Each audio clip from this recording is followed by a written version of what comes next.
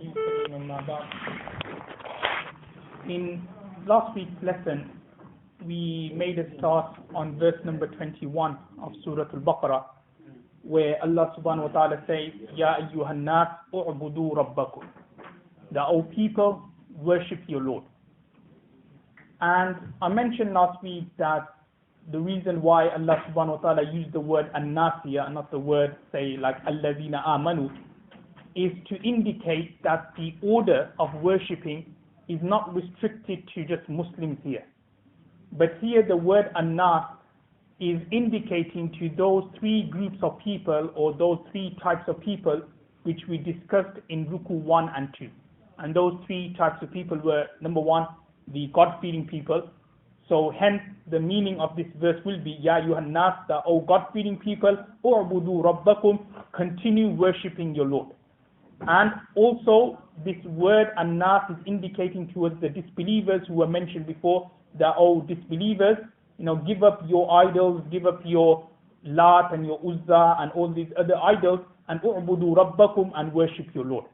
And an-nas could also indicate towards the hypocrites, towards the munafiqs who were mentioned before, that O hypocrites, O munafiqs, give up your hypocrisy, give up your trickery, give up your two-facedness, and u'budu rabbakum, and worship your Lord.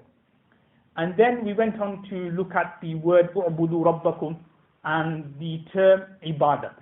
That what is meant by ibadat and what is meant by worship. And I mentioned quite clearly last week that ibadat isn't just restricted to your namaz and your fasting. That's what we normally think or assume, that when we say or worship Allah or worship your Lord, the first thing which comes to our mind will be that read your namaz, give zakat, go for hajj, fast and so on. That is ibadat. But again, or I mentioned last week that ibadat is a very comprehensive word, and it means, the word ibadat basically means to totally or to ultimately obey and the total submission to Allah subhanahu wa ta'ala, meaning that 100% totally obey the commands of Allah subhanahu wa ta'ala, and at the same time to submit yourself to Allah subhanahu wa ta'ala. So for example, like the legislations of Allah subhanahu wa ta'ala, the commands of Allah subhanahu wa ta'ala, then to obey and act on each one of them, and at the same time to submit yourself. And what I mean by submitting is not to ask any questions, why do we have to do this, or what is the reason and what is the hikmah behind that, but to totally submit yourself to Allah subhanahu wa ta'ala, and at the same time to obey on every single legislation and command of Allah subhanahu wa ta'ala. That is the true meaning of ibadah. And keeping that in mind, when we look at it, there's many other things which Allah subhanahu wa ta'ala has told us or has ordered us to do besides reading our namazis, besides fasting, besides giving zakat, besides going for hajj. Things such as being kind to your parents, that is also a form of ibadah. For example, like being kind to animals and so on. So that is also a form of ibadah. Being kind to the needy and the poor and to the orphans and so on, that is also a form of ibadah. Amr bil ma'ruf, nahy anil munkar, bidding the fair and forbidding the unfair, that is also a form of ibadah. So here, the word u'budu rabbakum means that worship your Lord is just not restricted to your namaz, but at the same time it means that worship your Lord in such a way where, for example, you are not, like you do other things besides like your namazis, but what you do is that it's like a complete way of life. Like for example, everything which you do should be according to the teachings of Islam. And then the final point I mentioned with regards to ibadah was that even earning a halal livelihood, even earning and working and earning a halal livelihood, that is also a form of ibadah. And then we went on to mention some particular jobs which Muslims do, and whether it is permissible for Muslims to work in such environments or not. And then the first masla we looked at that whether it's permissible for Muslims to work in banks. And I mentioned in quite detail last week that if you're working as a cashier in a bank or as a manager in a bank, then obviously it would not be permissible. Why? Because there are basically two conditions which you need to keep in mind for a particular job or for a particular work to be considered lawful or halal or not. The first condition is that the nature of the job you're doing, that what you're doing, that has to be halal, that has to be lawful. If you're doing something which is haram, like for example, you're doing some interest transactions, you're selling alcohol, I don't know, you're doing some other kind of things, then obviously because the nature of the job isn't halal, so therefore that job won't be halal, won't be permissible.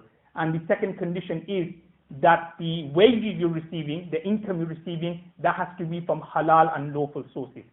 And I said that keeping those two conditions in mind, and remember those two conditions have to be found, both of them have to be found for that job to be lawful. If you have a situation where the nature of the job may be lawful, but if the person is giving you haram money somehow, or he's kind of, the wages you're getting is somehow haram. Obviously, I'm not going to go into detail now, but just say the wages you're giving is somehow haram, then obviously that job won't be haram, that won't be permissible and lawful for you to take. So both of these conditions need to be found. And as keeping that in mind, we looked at, working as a cashier in a bank won't be permissible. Why? Because you are actually witnessing interest transactions, you are writing down, recording interest transactions, hence it will not be permissible. However, to work, say, like for example, as a guard in a bank, or to work as a cook in a bank, or as a cleaner in a bank, then that would be allowed, that would be permissible. Why? Because the nature of the job you're doing, that is first and foremost, that is permissible, because being a cleaner, working as a guard, there's nothing wrong with it, there's nothing unlawful regarding it. And with regards to the second condition, that the wages has to be lawful. So the money in the bank, not all the money in the bank is actually haram. It's only a certain percentage is haram. So only a certain percentage is interest. The majority of the money is actually money deposited by the depositors, and also capital from the owners and the managers of the bank. And then you've got interest money, which in comparison to the other two is very, very minimum and very, very less. So therefore, if a person happens to be a cleaner for a bank, then obviously, such a job will be permissible. Why? Because the nature of the job is halal, and number two, that the wages he's receiving, the majority of it is permissible, hence it will be permissible for him to work in such an environment. Now, what I'm going to do for the next few minutes or so is just to look at some other kind of jobs which just to clarify that whether it is permissible or not. The second masla, or the next situation we're going to look at, is to work in the insurance environment, or to work in the insurance company. That whether it is permissible for Muslims to work in such fields.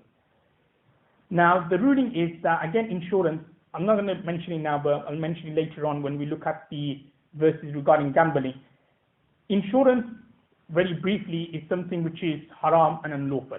All forms of insurances, whether they are car insurance, whether they are home or life insurance and so on, all forms of them are haram. And the reason why is that when you analyze the insurance contract or the contents of that insurance, you will realize that there's a form of interest involved, there is a form of deception involved, and more importantly, there is an element of qimar and gambling. There's always chancing involved, that if I have an accident, then you will get paid X amount of money. Or if my house is burgled or robbed, then you'll get this much amount of money, and so on and so forth. So when we analyze the insurance conduct, we can determine and deduce that insurance is something which is not allowed in Islam. With regards to car insurances, motor insurances, because it is a law of the country, then it is permissible. Permissible not because that insurance is permissible, more because of az-durura. Durura means because of necessity, then that particular job, that particular thing becomes permissible. Now, the issue we're going to look at is that whether it is permissible to work in the insurance field. The ruling is that no, it will not be permissible, because like in working in a bank, whilst if you are working in the insurance environment, then you are also seeing people, or you are also witnessing interest transactions. You are also witnessing, you may be recording interest transactions and so on. So because of all these factors, okay, it would not be permissible for you to work in that particular environment. And obviously, more importantly, if, for example, if you are working in the insurance company or in the insurance environment, because you'll be assisting people in, for various claims and for various policies and so on. So therefore, you will be in fact assisting people in doing sins and in doing guna and doing something which is haram. And in the Holy Quran, Allah subhanahu wa ta'ala says, وَلَا تَعَاوَنُوا عَلَى الْإِثْمِ وَالْعُدْوَانِ, that do not assist people in something which is sinful and wal udwan, and something where there is zulm, transgression, and where there is oppression. So you shouldn't assist people in doing those kind of things. So keeping that particular principle in mind, like working in a bank, similarly working in the insurance side or in the insurance company, working as, for example, claiming or selling various policies on behalf of a particular insurance company or companies, then that would not be allowed and that would not be permissible. The third type of job we're going to look at is, like, for example, working in a store or in an environment where alcohol is being served or something which is haram that is being served. Now, obviously, the ruling is very straightforward that working in an environment like a restaurant or a store where alcohol is being served, and that is something which is haram and something which is impermissible in Islam. And it's quite clearly mentioned in the hadith of Sunan Tirmidhi, narrated by Sayyidina Anas bin Malik bin Anhu, that the Prophet of Allah ﷺ has cursed 10 people in connection with alcohol. That the curse of the Prophet of Allah ﷺ is on 10 people who are connected or who are linked with alcohol. The first one is the wine presser, the person who squeezes or who presses the grapes and so on to make the wine. He also is cursed by Allah subhanahu wa ta'ala. Number two, the one for who it is pressed. So the person who may have given the order that, make me some wine and so on. So because the wine is pressed for him, the grapes are pressed for him, then he also falls into the la'na and the curse from Rasulullah sallallahu alaihi wasallam. Number three, the one who drinks it. Number four, the one who carries it. Number five, the one for whom it is carried. So the one for whom it is carried. Number six, the one who serves it. Number seven, the one who sells it. Number eight, the one who benefits from the price paid for it. Number nine, the one who buys it. And number 10, and the one for whom it is bought. So these 10 people are all cursed by Rasulullah sallallahu alaihi wasallam. Why? Because they are all linked in the making of wine, in the making of alcohol, and also in the trading and in the business of alcohol. And there's other hadiths as well, but the crux of the other hadiths basically give us one point, and that is that the same way it is haram to drink alcohol, it is also haram and lawful to sell alcohol. And this rule also applies for like meat which is haram, unlawful meat, or like, for example, selling pork or something like that, because these things like pork and unlawful meat, haram meat, because it is unlawful for Muslims to consume. Similarly, to sell these kind of things, it is also impermissible and unlawful for Muslims to do that. So keeping all these things in mind, we can clearly deduce and determine that working in such environments like restaurants or places where alcohol is being served, then it's not permissible for Muslims to work there. And to tell you, with regards to this particular masla, the restaurant workers, they tend to get the stick. But obviously this also applies for, working like Asda and Tesco's where alcohol is being served. If I'm not mistaken, I think in Asda they also serve alcohol as well. So obviously, serving, whatever you are, off license, not restricted to just takeaways or restaurants, wherever where alcohol is being served, whether it's off license, whether it's as a news agent, whether it's basically in Asda or Tesco, it doesn't matter. Where alcohol is being served, where basically you are lifting alcohol and putting it onto the shelves, or if you are working in a checkpoint and then you are sliding the alcohol bottle across the that scanning machine, then all of you come under the wrath of Rasulullah sallallahu alaihi wasallam. So therefore, it's very important that we should try and refrain from working from those places. If a person is working in those places, then the nasiha should be given to him that look for an alternative job. And for the time being, the money which you earn, because obviously in Asda, alcohol probably will be, according to their total sales in a week or in a month, however it works, because obviously they sell other foods as well. So obviously alcohol is going to be a very less percentage than the other foods. So therefore, what we'll advise that particular brother is look for an alternative job. But if you can't find one, then the wages which you are receiving, then give a certain amount of it to charity without the intention of sawab. The next masla which I'm going to look at before we conclude this particular section is whether it is permissible for Muslims to work in the law field, like to work in the legal profession or to be lawyers or solicitors and so on. So whether it is permissible for Muslims to do that particular job. Now, Mufti Taqi Uthmani in his contemporary fatwa has mentioned that there are three conditions which need to be found in order for a person to take a job in the legal profession, in order for a person to work as a lawyer, to work as a solicitor, or for him to be a barrister or an advocate and so on. Three conditions need to be found. The first condition is that number one is that his job should be done for a just cause. That he's doing it for insaf, with the intention of adl in his mind, with the intention of insaf in his mind, he should be doing that particular job. Now, keeping this particular principle in mind, just say, for example, if a person, he's a solicitor or he's a lawyer, and he gets a case where it seems as though, like, he is certain that this person is guilty of that particular crime, that he knows that he killed that particular person, or he knows that the evidence is, say, for example, shows or points that this person is guilty of that crime. Then in that situation, for that particular Muslim lawyer or for that particular Muslim solicitor or whatever, he will not be allowed to take that particular case.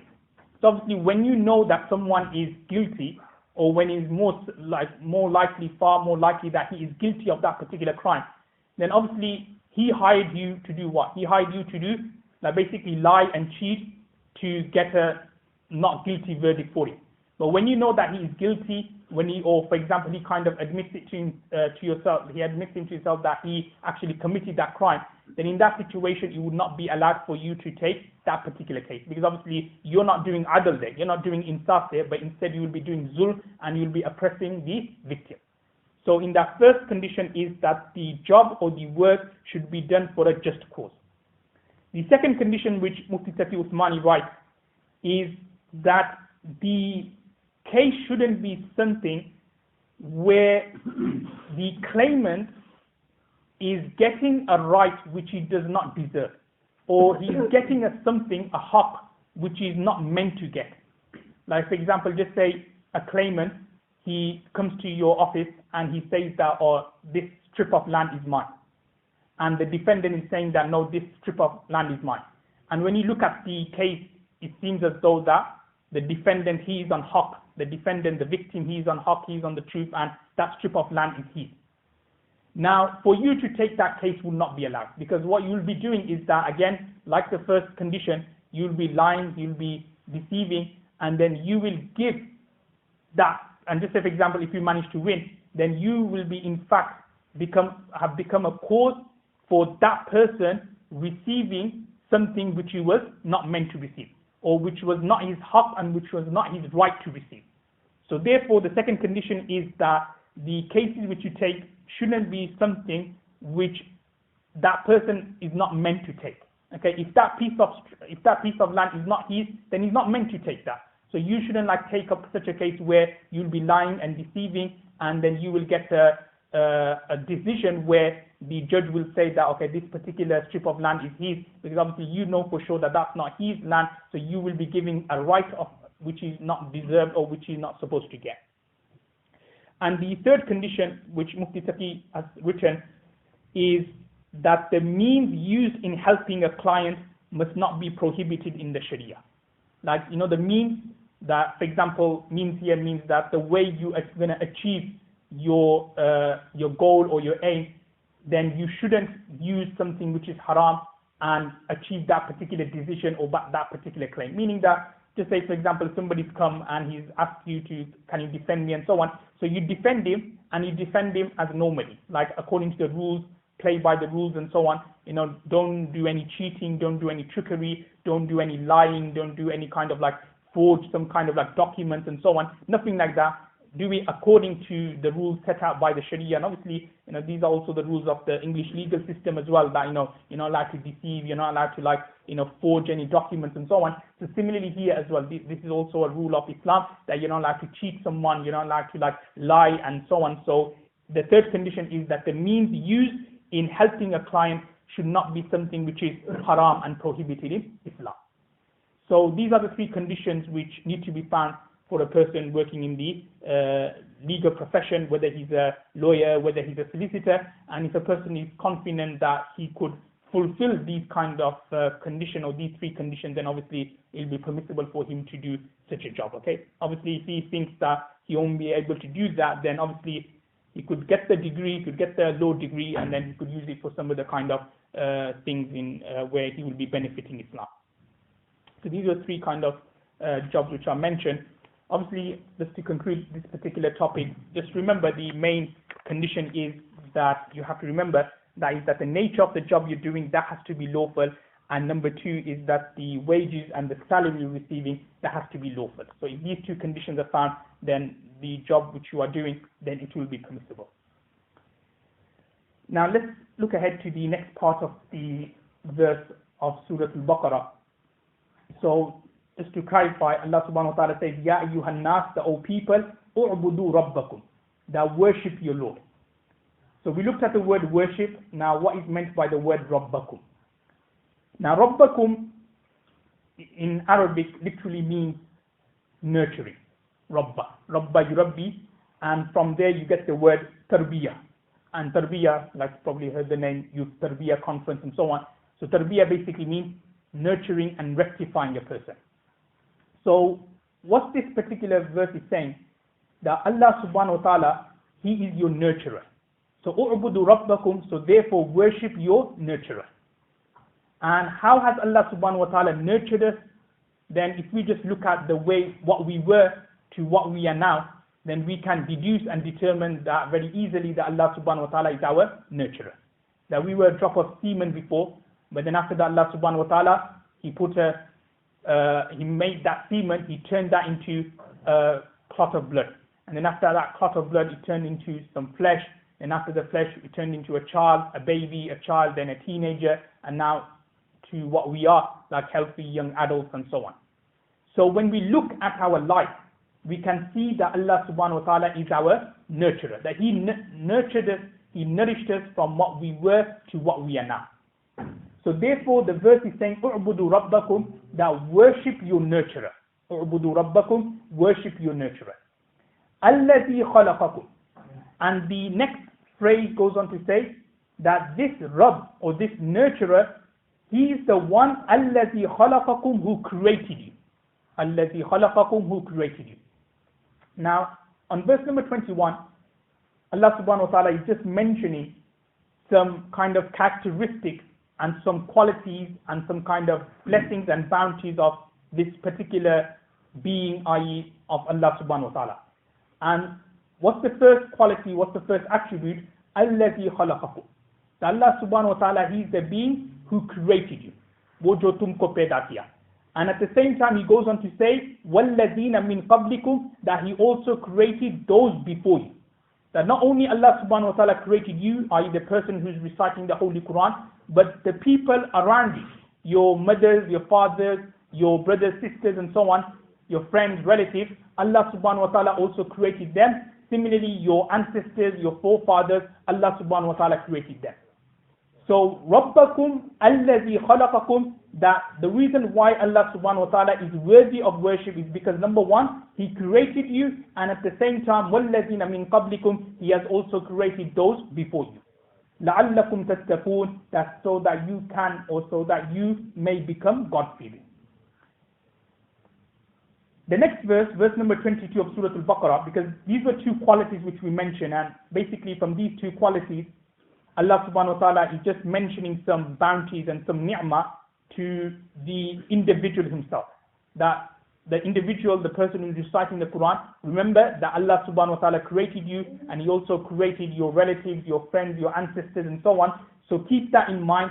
Why? Because He is the most worthy of worship, because He has created you and He has created those before you. And then from verse number 22, Allah subhanahu wa ta'ala goes on to mention some other blessings, but it's not linked with the individual, but it's actually linked with the environment he is living in. It's linked with the country or the place where that individual is living. And what does Allah subhanahu wa ta'ala say? الَّذِي جَعَلَ لَكُمُ الْأَرْضَ فِرَاشًا. That Allah subhanahu wa ta'ala is that being who made the earth a bed for you. الَّذِي جَعَلَ لَكُمُ الْأَرْضَ, the word arda means earth, and the word firashan means bed. Now the question here is that why did Allah subhanahu wa ta'ala used the word firash, bed, to describe this earth. Now, again, this is like the beauty of the Holy Quran. It's like a subtle indication here that the same way the bed which you sleep in, or the mattress and so on, it's nice and soft. It's not too hard, but it's not at the same time too soft, because if it was too soft, then your back goes all down, and then obviously it may give you back problem later on. And it's not too hard as well, but it's just in between. And Allah subhanahu wa ta'ala is indicating that this earth which we are living in, which we walk on, it's like that.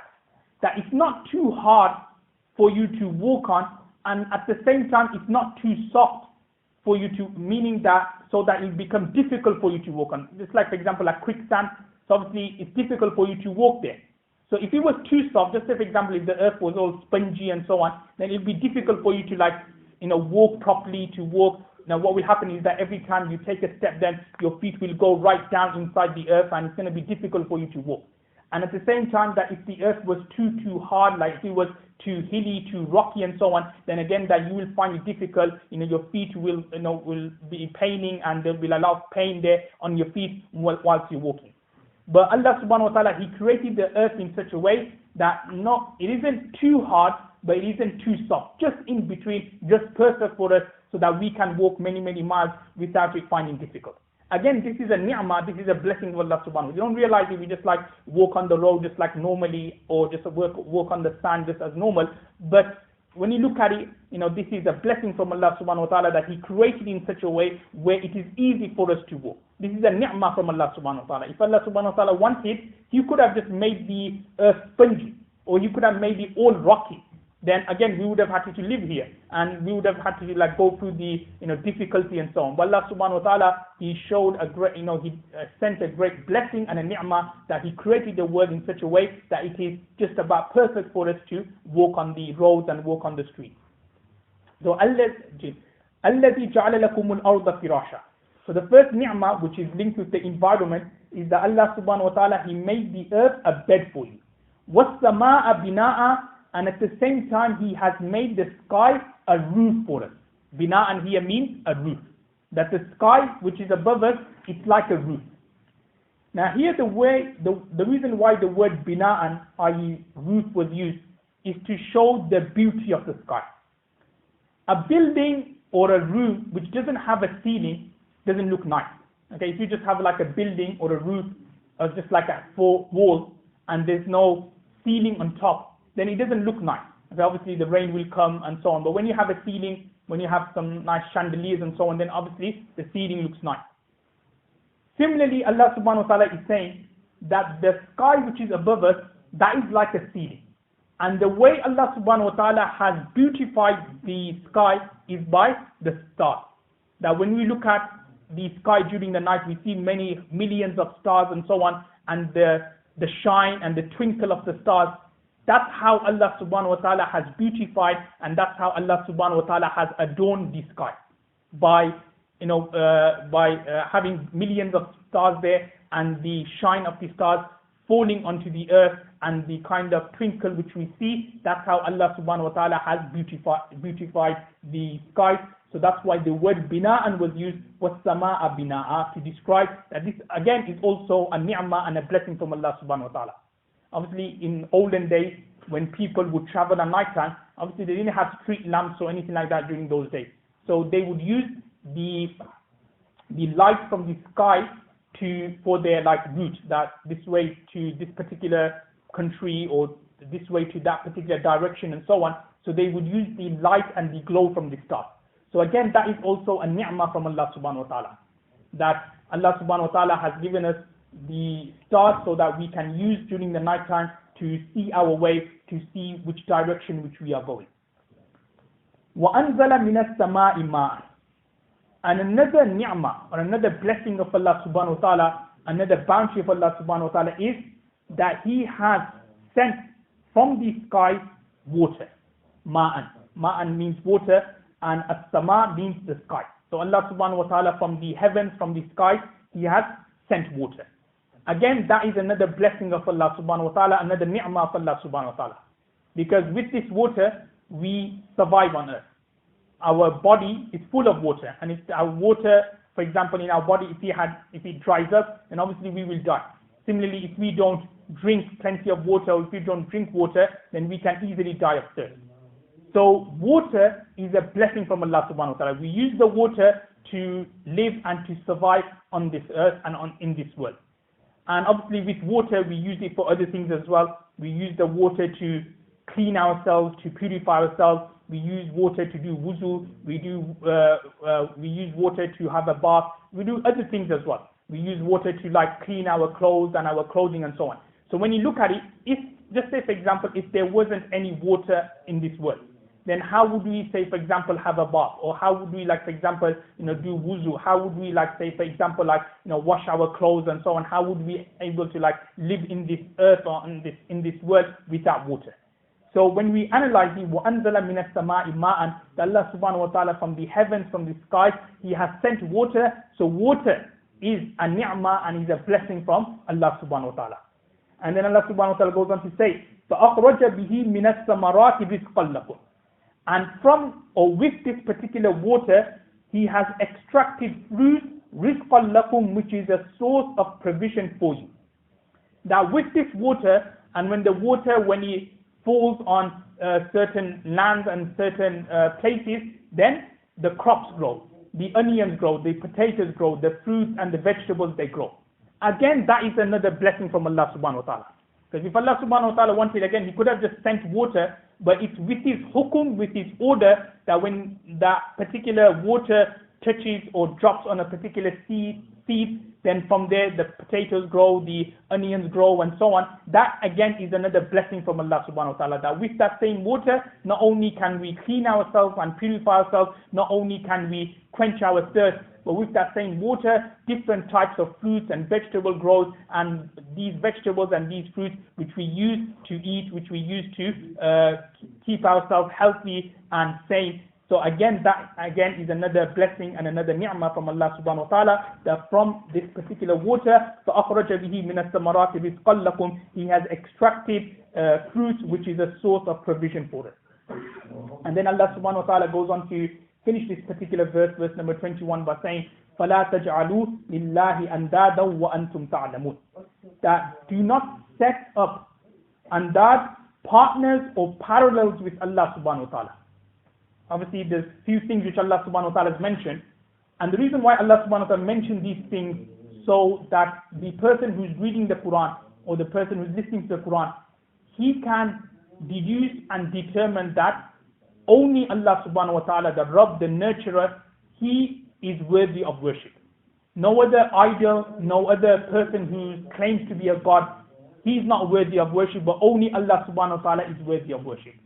Why? Because Allah subhanahu wa ta'ala, He created us. He created our ancestors, He created the many hundreds, billions of people who have set foot on this earth. Allah subhanahu wa ta'ala has created every single one of them. Then He goes on to talk about the blessings which are in our environment where we live. That without these blessings, then we would not exist, we would not be able to survive in this world. They are such, like Allah subhanahu wa ta'ala has made the zamir, has made the earth soft. He has made the sky, He has used the sky as a roof, meaning that He has adorned it, He has beautified it. On top of that, وَأَنزَلَ مِنَ السَّمَاءِ مَاءً, and then from the heavens there is water. فَأَخْرَجَ بِهِ مِنَ الثَّمَرَاتِ رِزْقًا لَكُمْ, and from the and with the water various types of fruits and vegetables are extracted. So all these things are indicating that only and only Allah subhanahu wa ta'ala, He is worthy of worship. So therefore Allah subhanahu wa ta'ala, He concludes this verse by saying that فَلَا تَجْعَلُوا لِلَّهِ أَنْدَادًا, that do not make parallels or do not make partners with me.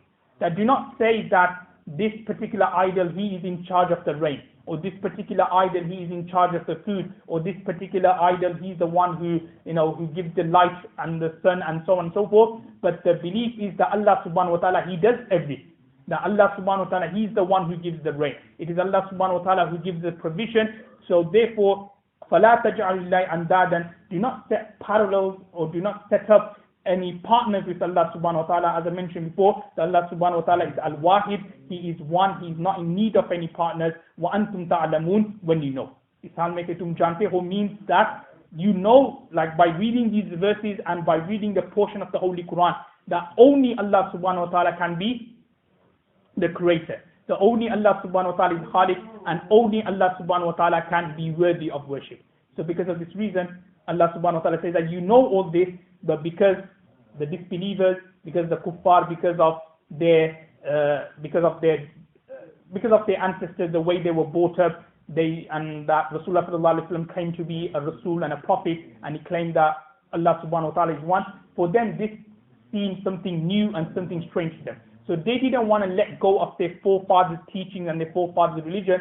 So they knew this. They knew that Allah subhanahu wa ta'ala is the creator, He's the worthy of worship. But because of their forefathers' religion, they didn't want to give up this. And even the hypocrites as well, they knew all this, but because of worldly motives, because of financial motives, they didn't want to give up their two-facedness. They didn't want to give up their lying and their cheating. So Allah subhanahu wa ta'ala is reminding us that these people, the disbelievers, the hypocrites, they know this, that Allah subhanahu wa ta'ala is creator and He's the Khaliq. So therefore, it is important that we let go of all these vain things. We let go of our, trickery. We let go of our cheating and so on. And it's all going back to the word "U'budu rabbakum," that worship your Lord. May Allah subhanahu wa ta'ala give us the tawfiq to act upon what has been said. Wa akhiru da'wana alhamdulillah alamin. Anybody have any questions?